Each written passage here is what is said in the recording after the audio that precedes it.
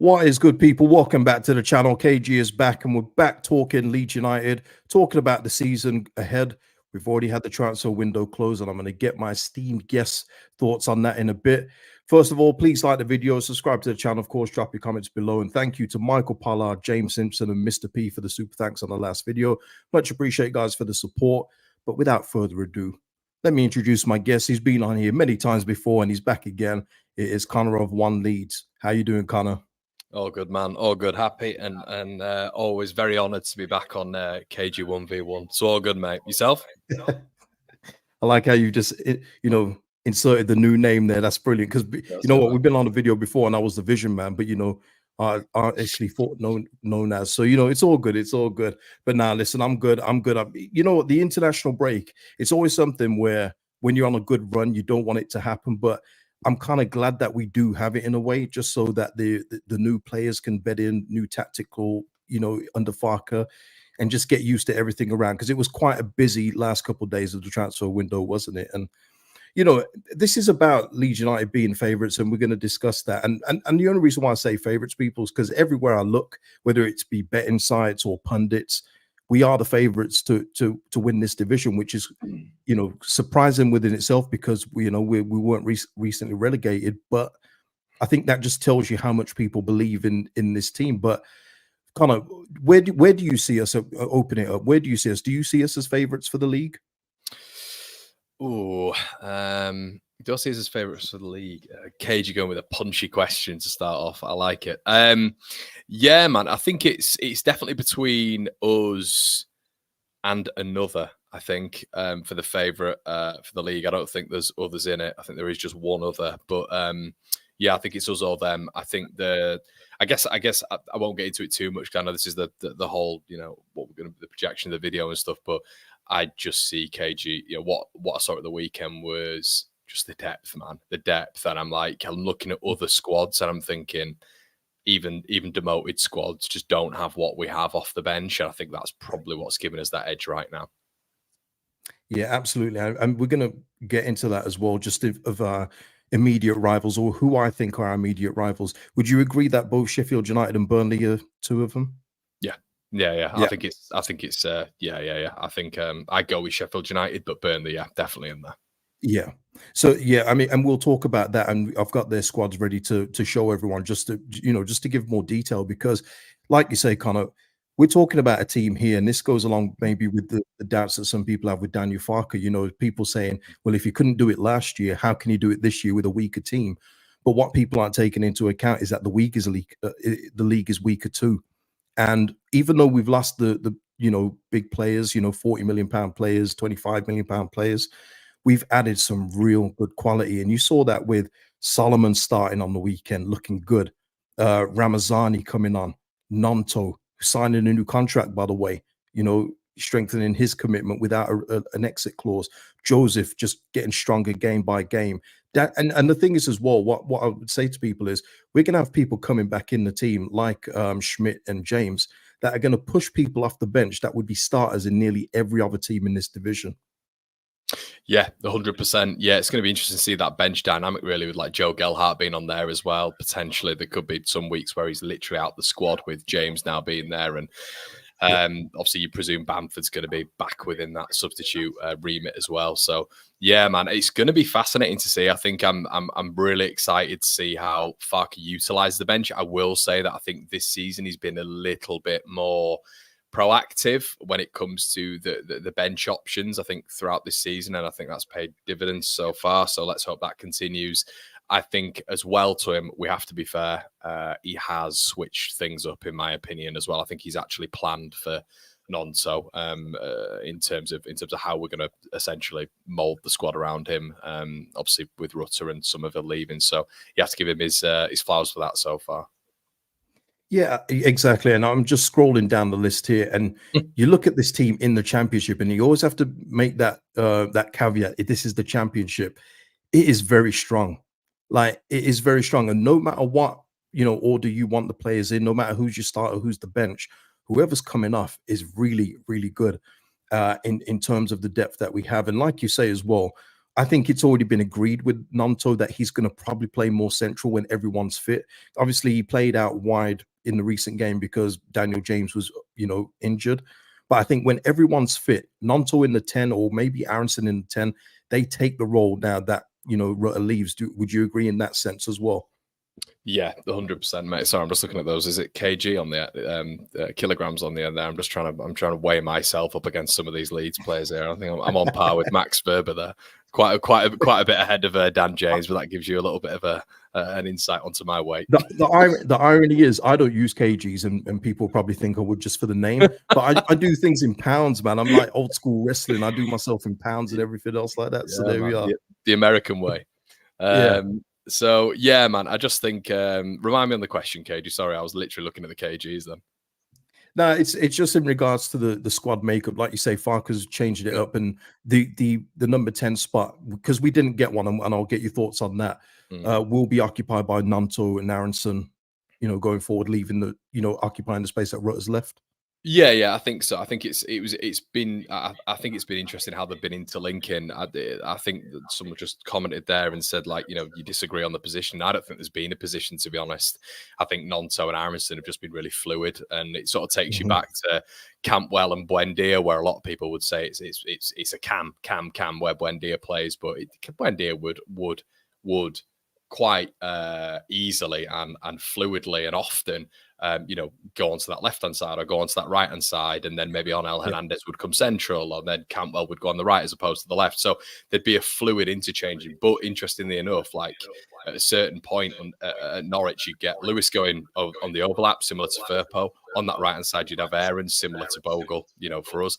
But you get those three quite central in terms of, Campbell, Buendia and Hernandez, which it feels like it's what we're seeing this season with Leeds. Yeah, for sure. And I've made this point on my channel many times, but in this division, I think maybe against Burnley, Sheffield United, you can do the double defensive pivot, because they do have better players. But I think it's overkill to do it in nearly every game. Like, I think you can release one. And I know Gruev has been trying to go forward and make himself, a bit more occupied as a roaming 8 at times. But I think with the options now with Tanaka, who I did have on screen, but is now gone. But with Tanaka here, Joe Rothwell, on loan, would you prefer to see Ampadu and another? Because for me, Gruev for me has always been the backup for Ampadu, but I'd like to get your thoughts on that.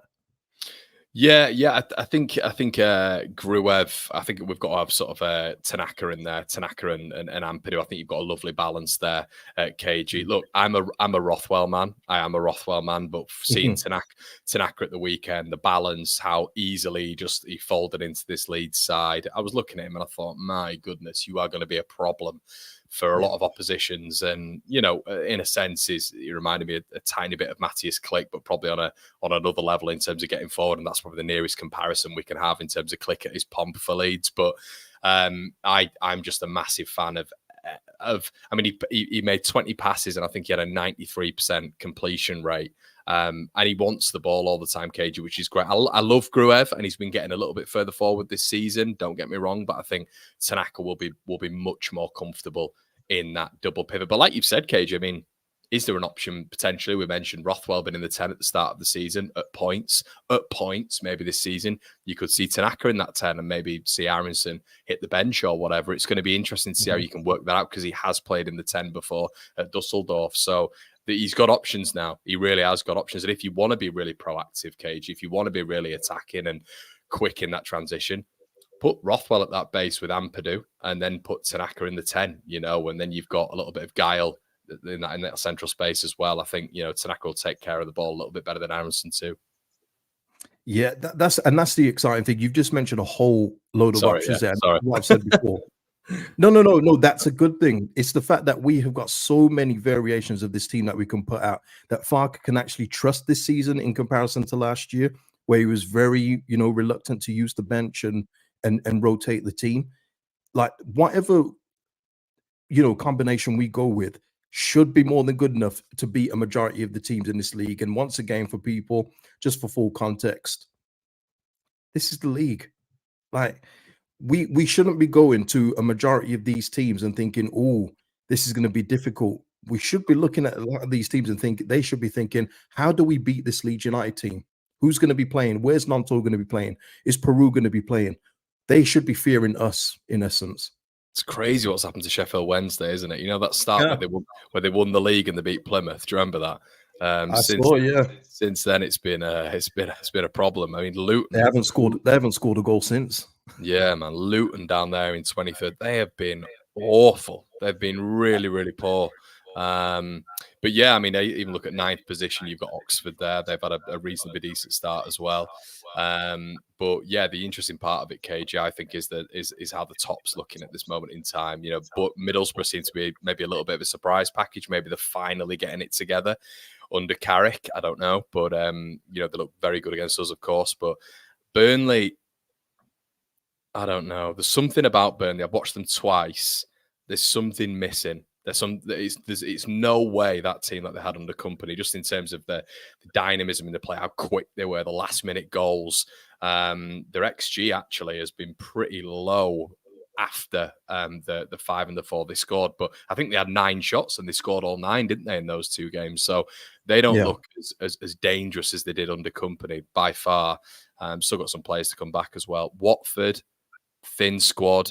West Brom, they've still got Daryl DK to come in, Mikey Johnston, a couple of other bodies as well. Carlos, I think, will be in that top 6. Sunderland, I will be honest, KG, I think they've been fantastic. And I look at Regis Labreeze, I look at, you know, the lad Mundell, who's coming on the left-hand side, who's replaced Clark. KG just literally looks like another Jack Clark. He's absolutely rapid, good defensively. I think Chris Rigg in the middle has been superb, the young 17-year-old lad. Yeah. And they've, do you know, KG, they've conceded a goal. I think it is, GA, a goal, scored 10. And you know at this level, mate, that if you put a bit of a run together and get a bit of a consistency with the squad, you can do really well at this level. And it'll be interesting to keep an eye on them, because for years they've had a good young crop of player, but you always feel like they've just had a missing ingredient. And it feels like the manager's brought them together this season. So we'll wait and see.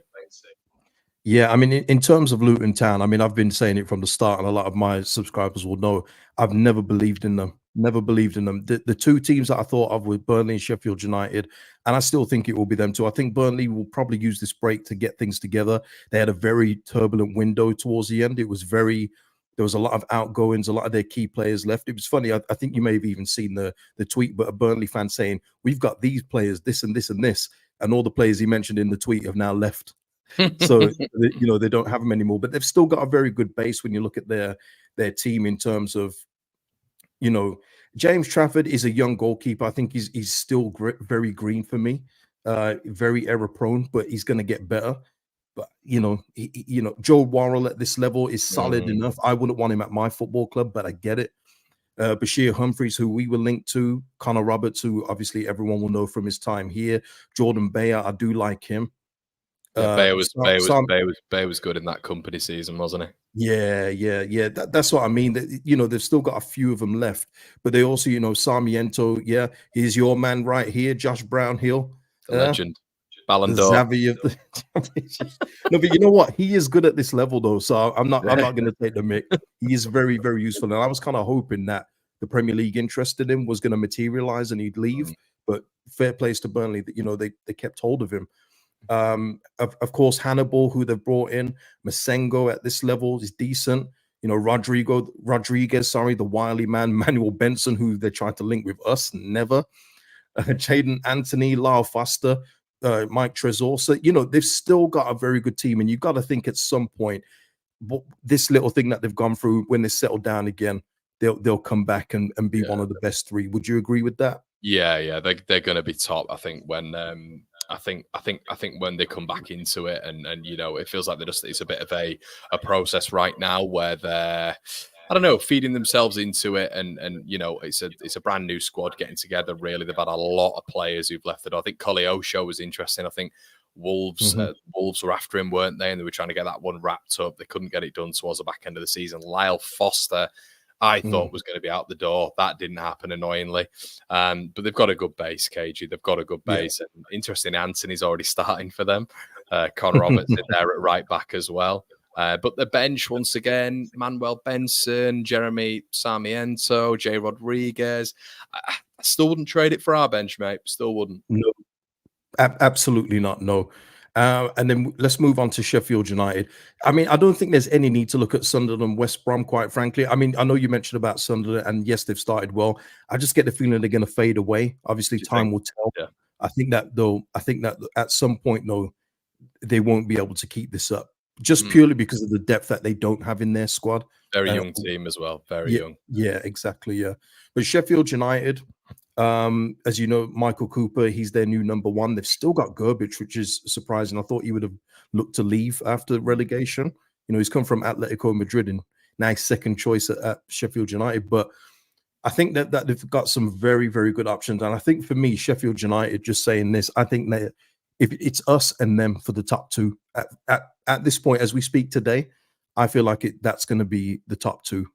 Yeah, and the disruptor maybe to be Burnley. Maybe we're sort of looking at a situation where it's going to be like, you know, us Leicester, Southampton, and there's there's going to be a disruptor in there. But yeah, I think they're all really impressed with Harrison Burrows. They all really like him already. Yes, I know me and you spoke about him. Jamie Shackleton, and I think who's the right back that they've got? He's Gilchrist, isn't he? I think he played at the weekend. Yeah, he plays at right back for him. Yeah. Yeah, so I don't think there's much between. I didn't mind the Gilchrist shout, but you know, I don't know, he's been gassed a little bit, wasn't he? And I'm not. I mean, saw a bit of him at the weekend, and he didn't look all at it. But you know, it's going to judge him on one game. This is he got taken off. He wasn't playing that well. There was a lot of loose passes by him, but he's young. That's what he's here for, isn't it? Yeah, 100%, mate. Jesser and Raksaki obviously getting that he was well involved in the goal, wasn't he? Nice little reverse pass. What was interesting is, I think, I like Callum O'Hare. I do like Callum O'Hare, but he is a flair player. And even at Coventry, when they kind of rotated at points between him and Casey Palmer, there was a reason they rotated between him and Casey Palmer, because O'Hare would be out of games quite a bit. And interestingly enough, he was sort of in the middle for the last game with Vinny Souza, who it's very irritating that he stuck around, but him still being there.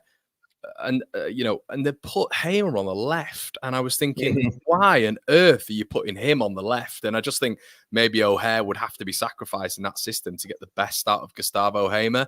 Our blaster is obviously, we know, is supposed to be a very, very good product from Sheffield United. So look, man, that midfield is Tom Davis. I don't think he's been involved yet, as he might have been. I'm not sure. Tom Davis is a bum. He's nothing to yeah, to put it lightly. But Andre Brooks has been good this season as well. He's actually quite unlucky to be out the side for Raksaki at the weekend, I thought. This is where I think Sheffield United go a little bit light, though. And maybe we're the same as well when Joseph goes out, in all fairness. Maybe, you know, we've got Peru in the tuck. But if they lose Kiefer Moore up front, their front options, for me, are not up to it. Yeah, I saw Tyrese Campbell scored. I think he scored a hat-trick in their developmental squad like yesterday or something. So I think they're hoping that he's going to be, you know, because he needs a breakthrough, Cage, and Tyrese Campbell. He's had such a staggered career. And he's just never really hit the heights, and he's been around for a long time. I'm actually really surprised he's the same age as Ryan Brewster. That's crazy. So yeah, I think how I'm looking at it is Moore's the first, Tyrese the Campbell. I think Louis Marsh is actually the third of what they're talking about anyway on that side. So, but Kiefer Moore, I mean, my question is, Cage, do you think that he's brought in as an impact signing, isn't he, at Ipswich, and he does really well in January onwards? I think he's got like 7 goals or whatever. I don't know if he's like good enough as an all-round striker for like a 46-game season. I think that's my question to him. When has he ever played a 46-game season? I'm not sure, maybe at Barnsley, but I think he's always been brought on sort of sparingly, but I'm not 100% sure.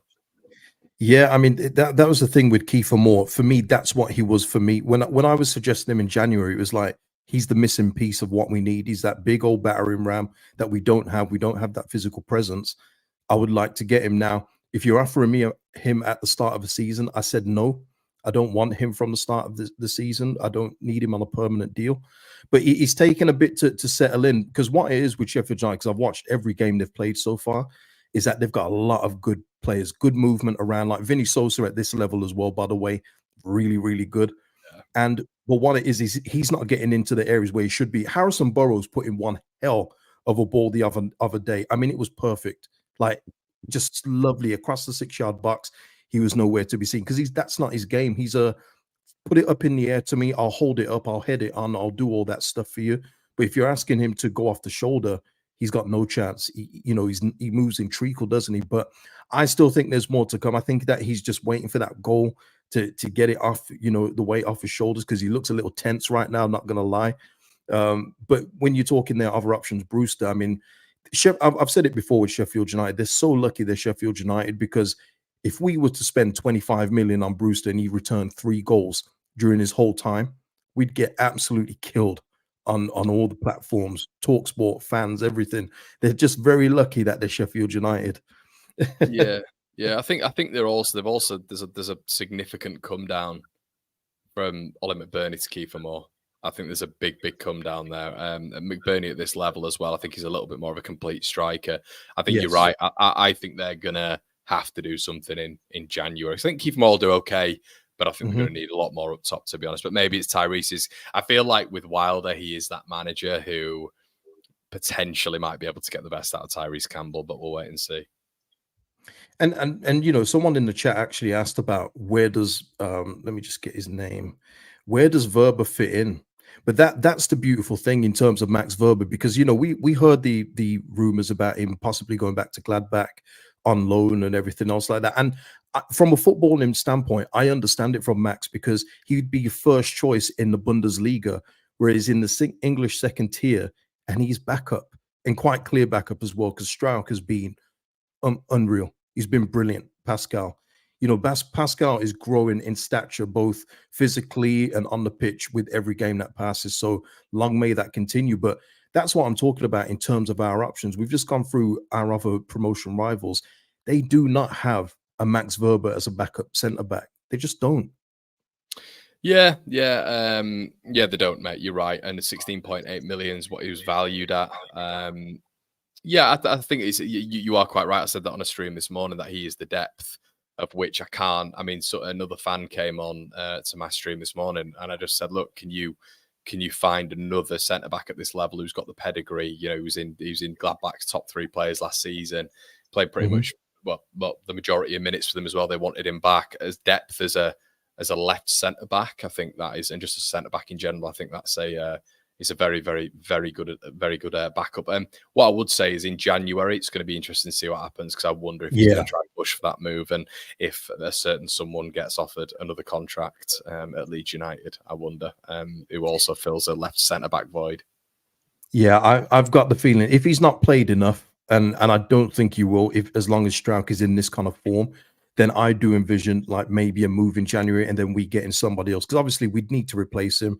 Having Debayo there as your 4th centre back is fine, but you need another, you know, experienced, or you know, relatively experienced player as your 3rd centre back. But yeah, it's going to be interesting in January. But he doesn't look unhappy, you know, from what I've seen. He looks very, you know, when Mateo Joseph scored on the weekend, he looked very happy for him and everything else. And so I don't think he's going to be a disruptor behind the scenes like that. But of course, he's got his own standards and would expect to play, or would like to play. But that's good. That's a good thing for the team, that you've got players that are hungry to play.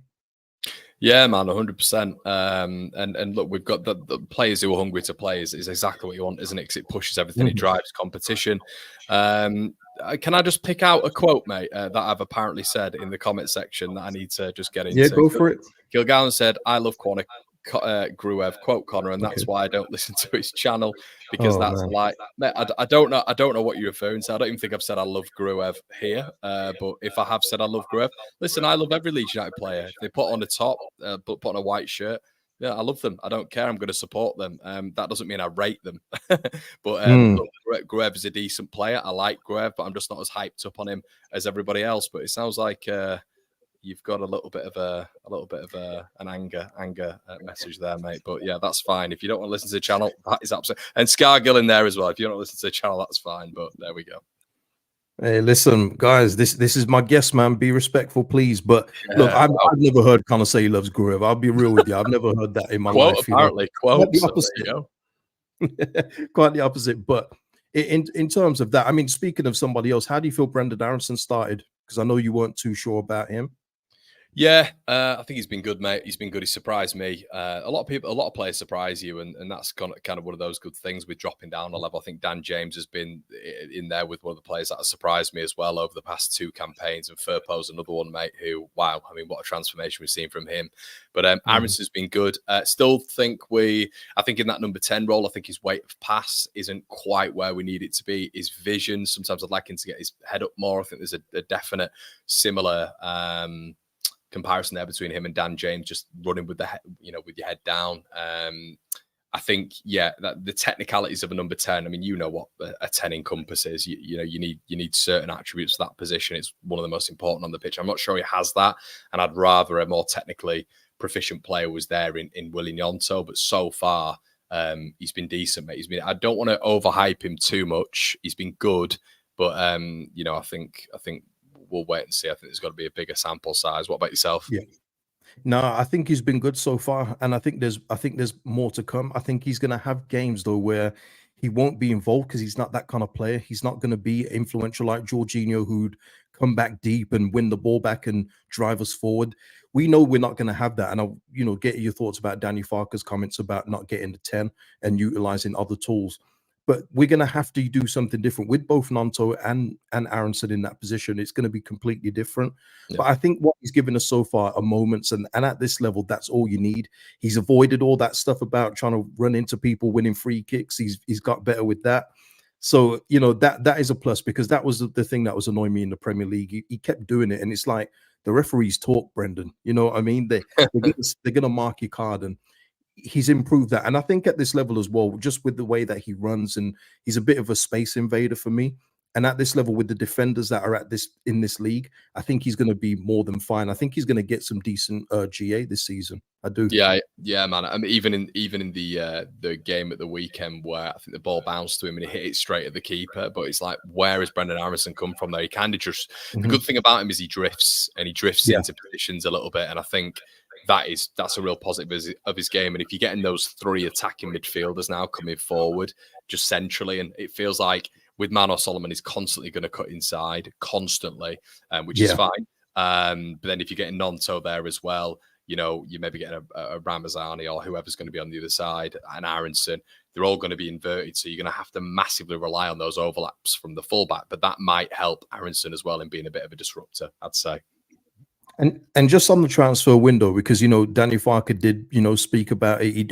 And I like that with Daniel. He didn't try and hide it and say, well, it's no big deal that we didn't get a 10. No, he said, no, we would have liked one. And I think it's pretty obvious with us going for Salai, Harmer, and everyone else.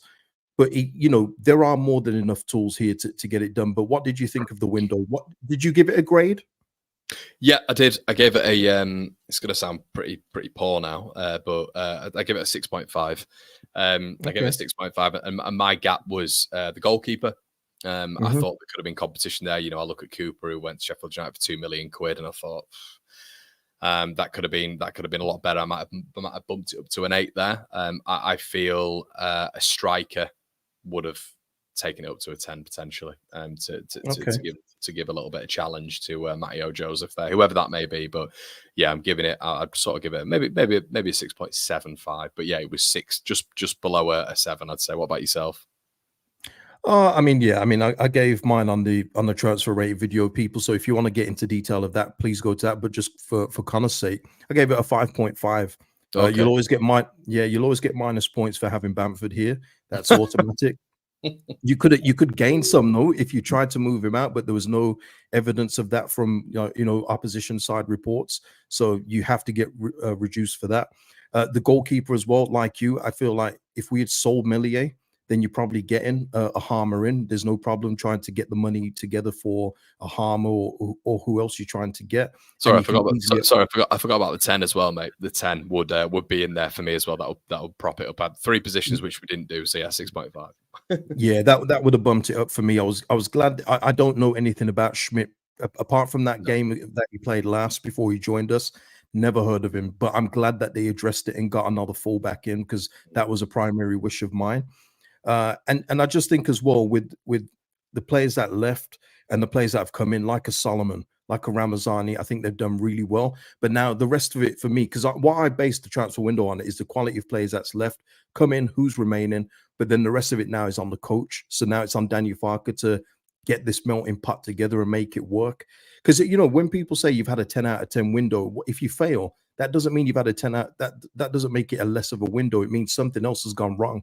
Yeah, of course. If you had a 10 out of 10 window, it means, well, what went wrong? Why didn't you go up? So the rest is now on the coaching to do. But yeah, 5.5 for me. I just felt like we could have done a few things better. And plus as well, that the whole Harmer situation left a bad taste in my mouth. I think that we went about really, really amateurish for me. Mm-hmm. So I think, yeah, it could have been handled so much better. You know, you can't, basically agree terms with a player and then expect to pay less than what Sheffield United paid. I thought that was really poor from the club overall. But look, you know what I mean? We'll see where we are come January. Do you feel like we're going to add anything in January? I know that's looking forward into the future, but I think we've got to. Yeah, I think it's one of those where we've spoken about the 10. They're not going to do anything with the keeper because look, I can't keep talking about the guy. But I know. I can't. It's just not good for my mental health. But I know. I think they won't do anything with the keeper. He's obviously vice captain now, but I think that's the big deficiency in the squad. As you said, KG, it'll be interesting to see what happens with Verba. You know, if there's movement on there, what then would we do? But the 10, yeah, I think they'll hopefully make a movement on that. But I wonder if Aronson and Nonto have a really good period and they're able to stick within the remits of success when it comes to their output and stuff. I wonder if we'll do anything anyway, mate. To be honest, I think the money's there. The money's got to be there. It has to be. If they're willing to spend 13 million quid on Hamer, there's got to be money there. So they should do. But yeah, I think it's very dependent on what Nonto and Aronson do as a pair. And just I've got LUFC Day. I mean, he's only just posted this, but it kind of backs up things that I think we need to improve going forward. Because obviously we're doing a lot of things right. We've had 3 clean sheets in a row. We're unbeaten in the league so far, and I still feel like there's a few players that aren't playing to their best at the minute. And I even put our captain in that, Ampadu. I don't think he's been at his sparkling best. I don't think Joe Rodon's been at his best, which is a good sign because it means when they do play at their best, we're going to be even better. But one thing I want to point out from the graphic is not just a big chance, is what is it? Final third passing. I feel like Joseph needs more of a supply. At the moment, he's coming deep, like in that Harry Kane role where, okay, I'm not getting the ball, let me create something. And he has been doing that. But that is something I feel that we need to improve on. Is there anything in the game so far that you feel that we need to improve on going forward? Yeah, I'd completely agree. I think a lot of people have said that, he's not, before the Sheffield Wednesday game, he'd not had a good start. I thought he'd had a really good start. I thought West Brom, he was completely isolated. The midfield was about 4 miles away from him because we were playing defensively. And listen, I just think throughout the season, Matteo Joseph has just fed off scraps. And I think there's got to be more connectivity, maybe away from home, between the midfield and him, because there's too many times I feel, even the Sheffield Wednesday game at points, I thought he was really isolated until he started to come deep, which he actually did for the first goal. He cut back and then drifted in behind the centre back. For that cutback, and then obviously we've got the Aronson goal, but also for the second goal where he cut all the way back into the centre circle to play that ball through to James. So he is having to cut back to get the ball. So yeah, I think the data there backs up what you're saying there, KG. Yeah, and that's it. I only use data if it backs up my eyes. Otherwise, I'll just leave it out. You know what I mean? Stats for your advantage. One of those people. One of those. Me too. but that is it in terms of Joseph. And just quickly on Solomon, because we spoke about Solomon before we signed him.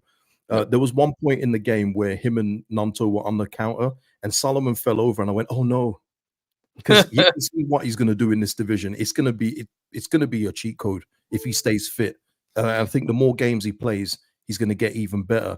But how did you feel about his first game? Yeah, I mean, I don't know why, but it's come across quite maybe negatively what I've said about him, and it wasn't said in like a depreciation of his talent and his ability. It was very much like, if he's not available for Leeds United and we're paying 50 grand a week for him, what's the point? The guy's had 3 serious injuries in 5 years, and he's missed 33 out of 38 games. So that's what I was basing it on. I was saying, look, I know he's had a preseason with Spurs, which is good progress, but Jesus Christ, we need to see a lot more. There needs to be a bigger sample size. If you can get to 10 games, if you can get to 12 games, fantastic. But that's why I was a little bit tentative, and I'm still a little bit tentative on it, to be honest, KG, because he got man of the match at the weekend, didn't he? And deservedly so for basing it on that performance, of course. But I thought maybe there was another. I thought Strout was probably man of the match, or even Firpo maybe ahead of him. But like he had a good game.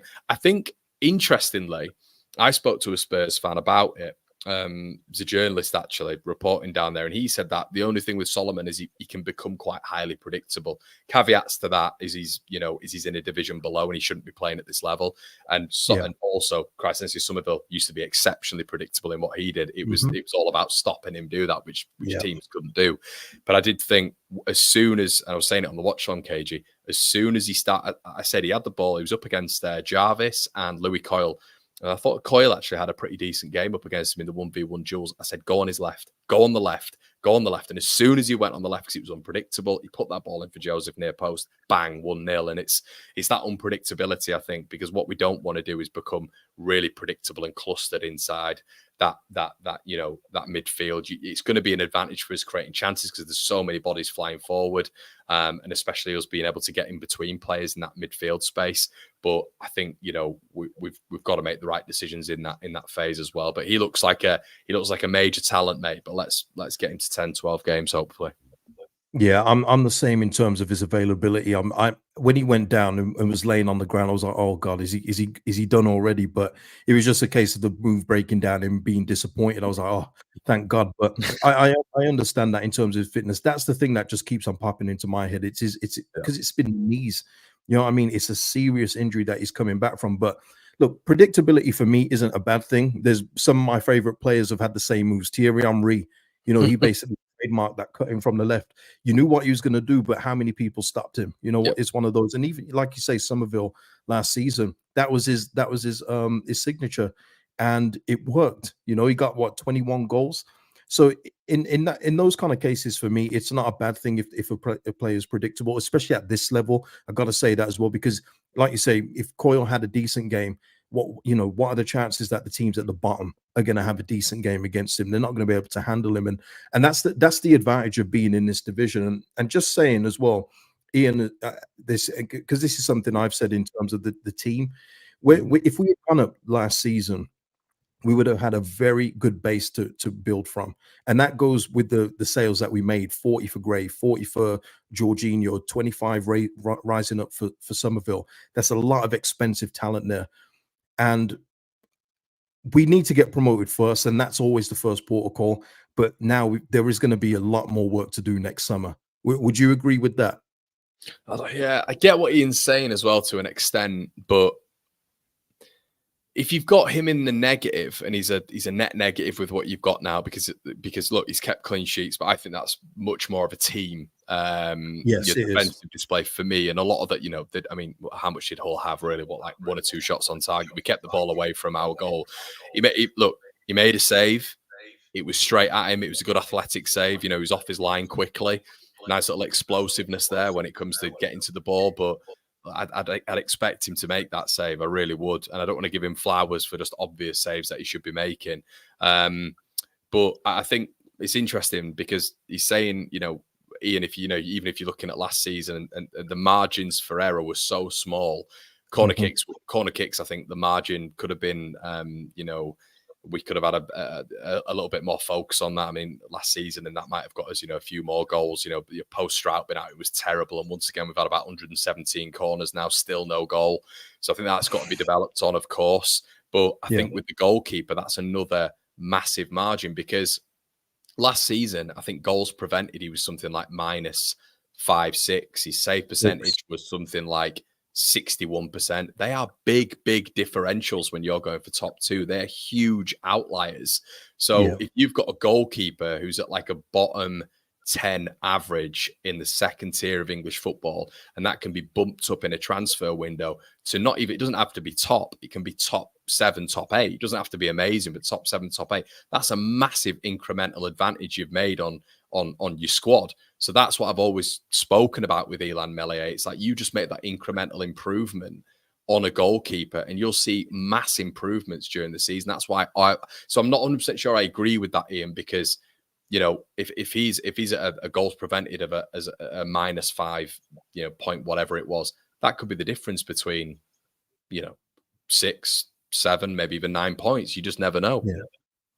Yeah, and like Ollie's saying here, that pass to Ampadu gave me a heart attack, and Lee saying he cost us 2 points against Portsmouth. But it is one of those things with Meslier. You know what you're going to get, and that's why it's hard for me to get on his back, because then it becomes more of a club issue for me. Just like with the Bamford thing is, you can get better. And like you say, praising the norm. He saved that first shot. It's the first shot on target, and he saved it, and it's getting all like universal praise because the amount of times the first shot goes in against him. And yeah, he gets praise for some of the basics that I see keepers around other teams just do every other day, every other week. I thought that when Miller played it round the corner, and I think it was Umar or Omar for Hull, the number 10 was in. He was in. He'd got past, I think it was Solomon actually tracking him. We got hit in transition, and he beat Solomon for pace round the back. And I thought Mellier's sweeper keeper sort of tendency there was pretty decent. He read the play well, but when it comes to shot stopping, look, KG, yeah, I know it is what it is, man. We don't need to delve into it, but he's just not good enough. So I think he's going to hurt us still this season. But we've just got to like we did that period of time, like from January onwards, and we got sort of clean sheet after clean sheet after clean sheet after clean sheet. That's hopefully going to increase his confidence, but more importantly, Cage, as we've spoken about, increase his stock. Yeah, that's it. That period of clean sheets was because he was hardly seeing any shots, and that's the thing that people don't really speak about. The defense in front, Gurev, Ampadu, or Gurev and Kamara at the time, actually, the defense in Ampadu and Rodon. People weren't getting past them, and I remember saying to you, you could tell that it was so good, the defense, because when teams actually did get through, they were like school kids. They were like, "Oh God, we got to get a shot off now," because they couldn't get past it, and that was such a good time for us defensively. I've always said with Meslier at this level, just be average. I don't ask for anything else. Just be average. Try and keep the ball away from him as much as possible. We've got to live with him now. He's our vice captain. He's our number one. But just keep the ball away from him as much as you can, and we should be okay. I don't think that. I also don't think that turns in the Premier League if we get up there and we stick with no. I don't think that turns. I think he can't be our goalkeeper in the Prem. But that's what I mean. That's a whole different conversation when we're talking about Championship, what you can get by with in comparison to the Prem. Look, just watching the Premier League so far this season, the wingers, the goalkeepers, the stature of these top players. It is a different level. I mean, I'm being generous here. It's probably 100 levels difference between the Championship and Premier League right now. Big difference. The gap's getting bigger as well, isn't it? The gap's getting bigger. Way bigger, yeah. And all the teams that did the things the right way, the Brightons and everyone else, they built properly. They did things the right way and replaced players when they needed to be replaced. That's where we let's not go into our Premier League failings, but we didn't do that. But hopefully the 49ers upon promotion will recognize there's positions that you just can't, scrimp and save on. You have to get the best or better than what you've got. Yeah, man. Especially, I mean, we'll wait and see what happens as well. But it's not just Meslier; it's the two that are below him as well. There's no real competition there for him whatsoever, and that's why I was banging on the drum of like Carl Rushworth, who's now gone to Hull. I think that'll be a really decent signing for them. If he was to come in and they'd just have a little bit of competition, maybe that'd up Elan Mele's game. There's no obligation there because Brighton want to keep hold of him. So you'd have him for a year, see what happens. We potentially get to the Premier League, we might invest there. You've then got a relationship between him and Mele as goalkeepers. I just think you don't want to be chopping and changing between the keepers, but actual competition there, that's idyllic, because right now, Carl Darlow, if we've been honest, is just there for the paycheck, and Cairns is just there, isn't he? He's not going to feature at all. It's the one position that we've got. Well, apart from right winger, I guess a whole host of players can play there. Dan James is our only recognized right winger in the depth chart. Other players can play there, but in terms of that, the goalkeeper is probably the only place. Maybe striker too, but I think Joseph is clearly the number one. I do worry though when a certain somebody decides that he's ready to kick a ball about again. If he does get displaced, if he doesn't score in a couple games. But we're coming to the end, people. But Ali's got a good question here, and it's a long way. We've got to get promoted first. Let's KG, before we get into Ollie's question, can I ask you something as well? I think you've got a really good subscriber base as well. I think I love coming on and seeing your chat, and I think there's maybe an under appreciation of how important goalkeepers are. I think goalkeepers are so important. And I think maybe you get different rhetorics and different notions from different people because they maybe think that a goalkeeper isn't as vital as maybe what me and you and evidently your chat do. I think I'm not on here to have an agenda. People think I've got an agenda and narrative against the LMLA. I haven't. I just want us to have a secure goalkeeper. You know, the most secure I felt with a goalkeeper in the past 2 decades has probably been Rob Green with a defensive, Rob Green, defensive four of Charlie Taylor, Luke Ayling on one side, and then Bartley and Jansen, I should say. And then that back five, it was solid. It was absolutely solid. And I think that a goalkeeper sets the tone for so much. I'm sick of Ampadu turning around and having a go at Meslier. I'm sick of Joe Rodon throwing his arms up in the air with Illan Meslier. Pascal even gave him a little look at the Sheffield Wednesday game when he did that Superman punch from nowhere. Yeah. And I'm just like, I just think it breeds confidence in the side as well. And I just think there is, I don't know if you agree, man. I just think from a certain section of the fans or whatever, there's maybe just an underappreciation of how important a goalkeeper actually is. Yeah, absolutely. I mean, look, there's many different ways of why we didn't go up last season, but when you look at Ipswich's goalkeeper, Halecki, he was basically like Meslier too. But the thing what Ipswich had was then goals from midfield, goal from set pieces. So there's things that made up for Hladecki. I'm going to say Hladecki, yeah, for his averageness as a goalkeeper. And you've seen Ipswich have replaced him. You know, he's not there. I don't even think he's there anymore. But they replaced him. Isn't it? I think he's number 2 at a champ side now. Yeah, if he was to be their number 1 in the Premier League, it's over. It's absolutely over. So there are all you need. But I agree to a certain extent, but there's levels to it. I think at this level you can get away with an average goalkeeper, but they have to be average. The problem was Meslier was actually below average last year. He was. Yeah, and the team stat propped him up with the clean sheets. But when you looked into the data of the goalkeeper's individual stats, he was below average. So I'm saying there, if you get an average goalkeeper, someone there where we go to QPR and they have a simple corner, simple header, and he doesn't just palm it into the goal, I think that you can get the points needed to get promoted. So it's not on him. Let me just make that clear. But he didn't help. Exactly. He didn't help. I think, and it's like you said, like when I said earlier that, you know, the top 8 don't even have to be a top 2, top 1 goalkeeper. It doesn't have to be your likes of Hermansen or Johansson from last year. He doesn't have to be that. He literally just has to be sort of middle of the road. And if he's middle of the road, we'll be fine. And then we can improve next year. Yeah, but Premier League, though, and Ali's asking here, do you think we bridge the gap? Premier League, you need a goalkeeper. You need a real leader in there. You need a real man in there. Someone, and okay, I always hate to say it, but I need someone who's built properly, and he's not. He's not. He looks like a boy in the goal. So for me, I've got names already. I'd love for Leeds United to sign when we go up. But yeah, in terms of bridging the gap, Ali and everyone else, what I wouldn't want Leeds United to do, and I don't think we do it, is because I think we've got a bigger pull, is do what Leicester have done and had like this little swap thing with Crystal Palace and signing players like Jordan Ayew and things like that. If we do that, then we're cooked. We're absolute toast. All right. But I do think that if we recruit properly with the players that we can attract in that division, 49ers, Red Bull, and everything else that we will attract once we go up, I do think we can bridge the gap. Listen, when we go up, my aim would just to survive the first year. Let me just say that. Yeah, and I think I think the shame about selling Somerville and selling Rutter was maybe that we could have built on that KG. I felt we had such a young base of quality with Archie Gray as well. Young base of just pure quality to build on, to develop, and then just work that way and just have a really good foundation. But I think there's potential for us to have that again. Largely Ramazani, if he has a good season, I'm so excited to see him. I really want to see him on a more consistent basis. I'm really hoping he's not rotation this season. I hope he's actually within the 11 because I just want to see him.